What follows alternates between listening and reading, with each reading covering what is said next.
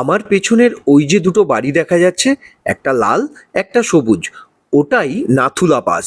সবুজ বাড়িটি চীন আর লাল বাড়িটি আমাদের ভারতবর্ষের একদম শেষ প্রান্ত। নাথুলা হলো ডাঙ্কা রেঞ্জের অন্তর্গত একটি পার্বত্য গিরিপথ। 4340 মিটার বা 14,140 ফুট উচ্চতায় অবস্থিত। এই গিরিপথ সিকিম ও চুম্বি উপত্যকাকে পৃথক করে। গ্যাংটক থেকে প্রায় 52 কিলোমিটার পূর্বে এবং চুম্বি উপত্যকা থেকে 35 কিলোমিটার দূরত্বে এই নাথুলা পাসটি অবস্থিত। এখানে ভারত এবং চীনের মধ্যে শুধুমাত্র একটি কাঁটা তার দিয়ে বিভাজিত করা হয়েছে। আন্তর্জাতিক নিয়ম অনুসারে ছবি তোলা বারণ, তাই সেখানকার ছবি তোলা গেল না।